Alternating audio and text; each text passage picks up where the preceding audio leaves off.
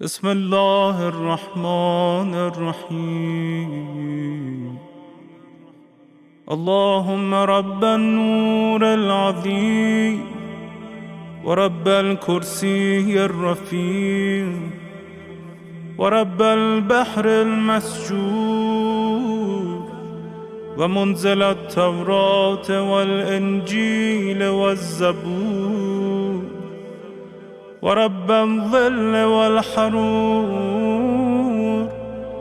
ومنزل القرآن العظيم ورب الملائكة المقربين والأنبياء والمرسلين. اللهم إني أسألك بوجهك الكريم وبنور وجهك المنير وملكك القدير يا حي يا قيوم. أسألك باسمك الذي أشرقت به السماوات والأرض وباسمك الذي يصلح به الأولون والآخرون يا حيا قبل كل حي ويا حيا بعد كل حي ويا حيا حين لا حي يا محيي الموتى ومميت الأحياء يا حي لا إله إلا أنت. اللهم بلغ مولانا الإمام الهادي المهدي القائم بأمرك صلوات الله عليه وعلى آبائه الطاهرين عن جميع المؤمنين والمؤمنات في مشارق الأرض ومغاربها سهلها وجبلها وبرها وبحرها وعني وعن والدي من الصلوات زنة عرش الله ومداد كلماته وما أحصاه علمه وأحاط به كتابه.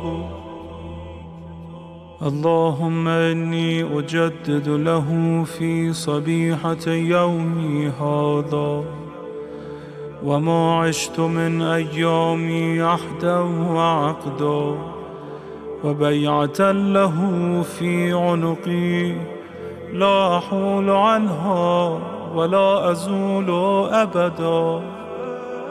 اللهم اجعلني من أنصاره وأعوانه والذابين عنه والمسارعين إليهم في قضاء حوائجه والممتثلين لأوامره والمحامين عنه والسابقين إلى إرادته والمستشهدين بين يديه.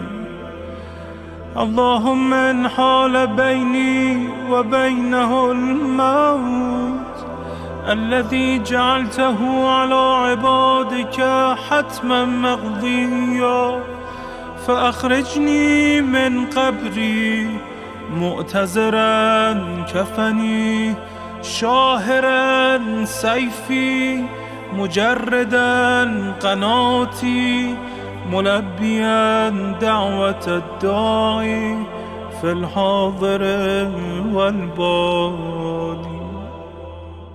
اللهم أرنا الطلعة الرشيدة والغرة الحميدة، واكحل ناظري بنظرة مني إلي، وعجل فرجه وسهل مخرجه، وأوسع منهجه، واسلك بي محجته، وأنفذ أمره، واشدد أزره، واعمر اللهم به بلادك، واحي به عبادك، فإنك قلت وقولك الحق، فإنك قلت الفساد في البر والبحر بما كسبت أيدي الناس، فأظهر اللهم لنا وليك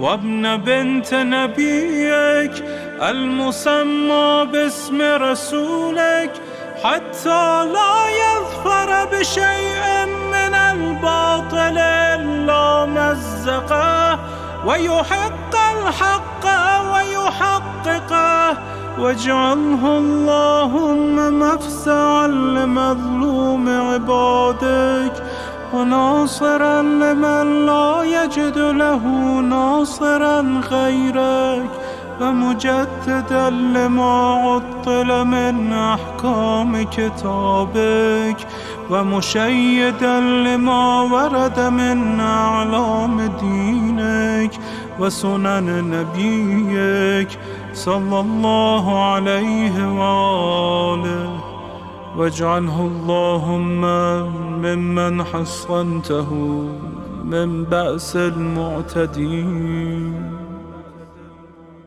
اللهم وسر نبيك